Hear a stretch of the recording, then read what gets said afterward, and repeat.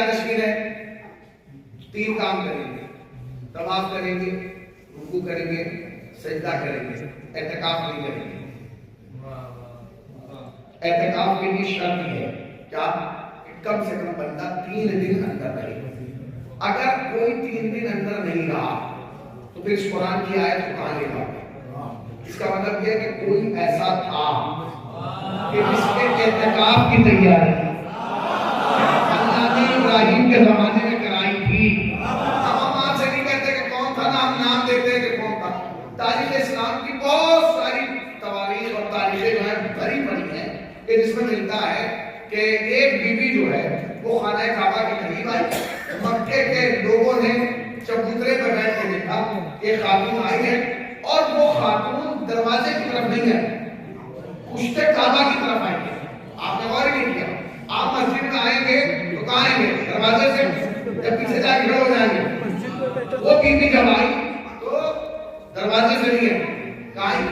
پیچھے سے آئی، اور انہوں نے آگے کہا کہ پروردگار میں ایمان رکھتی ہوں تجھ پر، تیرے رسول پر، اور اس معلوم کے صدقے میں میری مشکل کو آسان کر دے۔ لوگوں نے دیکھا دیوار کعبہ پھٹی، وہ بی بی اندر چلی گئی اور دیوار بند ہو گئی۔ بس یہی بات ختم ہو گئی، دیوار بند ہو گئی اور یہی بات ختم ہو گئی۔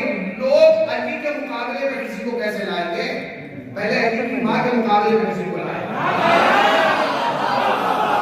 جانتے کیوں؟ اس لیے کہ مولانا میرا چیلنج ہے، کتنی بہادر عورت ہو اگر اس کے سامنے دیوار پھٹے گی تو عورت کے قدم پیچھے ہٹیں گے، فطرت ہے، پیچھے ہٹیں گے، آگے نہیں بڑھیں گے۔ مگر کمال یہ تھا کہ جب دیوار پھٹی تو فاطمہ بنت اسد کے قدم پیچھے نہیں ہٹے، آگے بڑھے، دیوار بند ہو گئی۔ لوگوں نے منظر دیکھا، لوگ جانتے تھے کہ یہ خاتون کون ہے، کس گھرانے کی ہے، کس کی زوجہ ہے۔ اب جس کی زوجہ ہے، کعبے کی چابی بھی اسی کے پاس ہے۔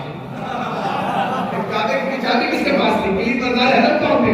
بولیے کون تھے؟ جناب ابو طالب، ذرا زور سے بولیے جناب ابو طالب۔ آج بھی مولانا، آج بھی مکے میں جب آپ جائیں گے نا تو بورڈ لگا ہوا ہے، بہت بڑا بورڈ لگا ہے، اس پہ لکھا ہوا ہے کافر ممنوع مرود، نان مسلم ناٹ الاؤڈ، یعنی کافر مکے میں نہیں آ سکتا۔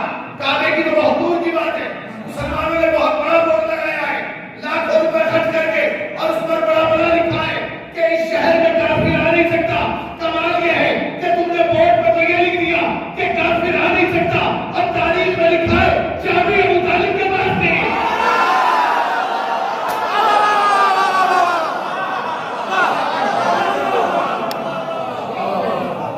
چابی کیا چیز غلط ہے؟ کیا بورڈ غلط ہے؟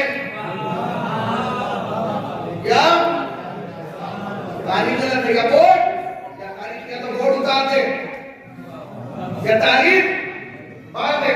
اب لوگوں نے دیکھا جناب فاطمہ بنت اسد اندر چلی گئی، لوگ دوڑے ہوئے ہیں کس کے پاس؟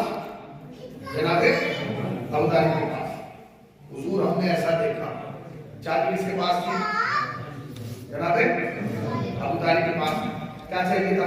اٹھاتے، چابی لیتے، مجمع کو ساتھ لیتے، جا کے کعبے کی 1 دن 2 دن 3 دن کسی ایسے عزت دار گھرانے کی کوئی خاتون 3 دن گھر نہ آئے تو گھر والوں کو نیند آنا بند ہو جاتی ہے۔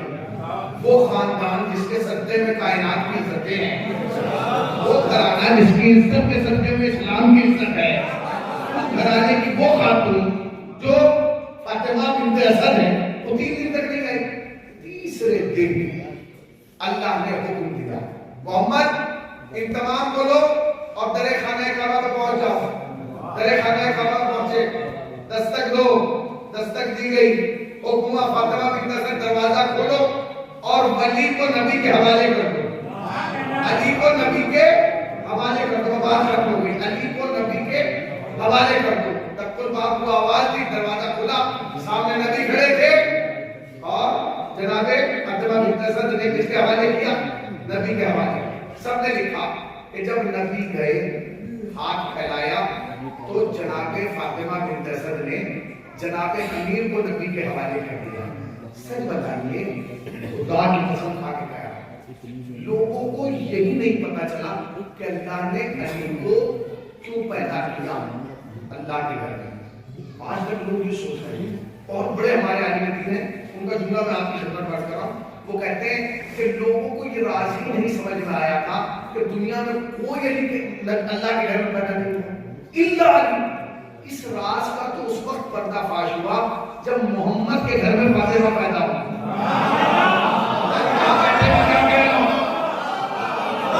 جب محمد کے گھر میں فاطمہ پیدا ہوئی اس دن لوگوں کو سمجھ میں آیا کہ آج پتہ چلا کہ اللہ کے گھر میں علی کیوں پیدا ہوا. کیونکہ اگر کسی دن فاطمہ نے جذبات میں کہہ دیا آپ کا میرا مقابلہ کیا, میں نبی کے گھر کی ہوں, تو علی کیا تو کہہ سکتا ہے کہ اگر تم نبی کے گھر سے آئی ہو میں خدا کے گھر سے آیا.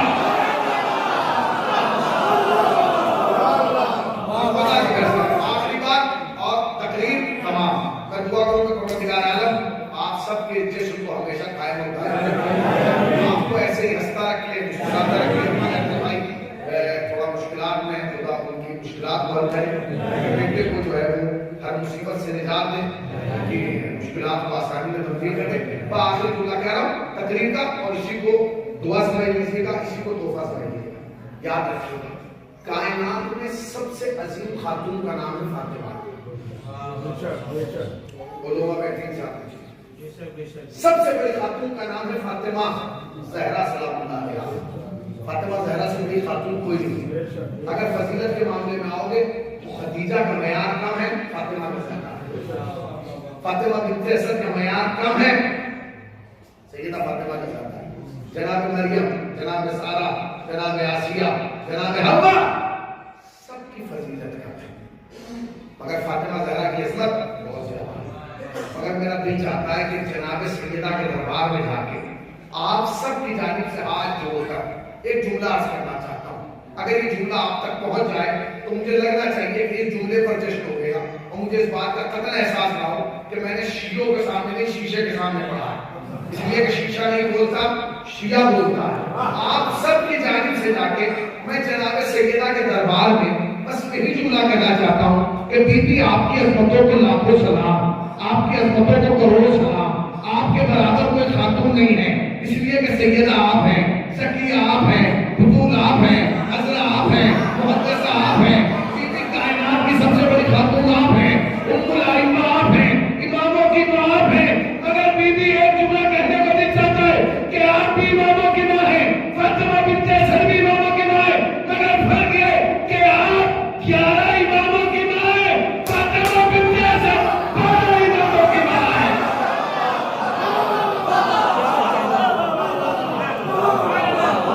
دعا کروں کہ پروردگار عالم سب کو توفیقات میں اضافہ فرمائے, جشن کو قبول کرے, آپ کی مشکلات کو حل فرمائے. اور یاد رکھیے گا جب امیروں کے یہاں خوشی ہوتی ہے تو غریب چھولی پھیلا کے بیٹھ جاتے ہیں. آج اللہ کے گھر میں خوشی ہے, ہم سب اسی کے گھر میں بیٹھے ہیں. پروردگار بحق کے مولود کعبہ ہم سب کی مشکلات کو آسان فرما. اس ذکر کے صدقے میں, اس شب کے صدقے میں, آج کے مولود کے صدقے میں ہم سب کی پریشانیوں کو دور فرما, ہم سب کے رزق کو مصدق عنایت فرما. اس ذکر کو ہماری نسلوں میں منتقل کر دے. میرے اللہ اس جشن کے حقیقی وارث حضرت حجت الروح کو تعجیل فرما, سرکار کے عوام صاحب شمار. سبحان اللہ, سبحان اللہ.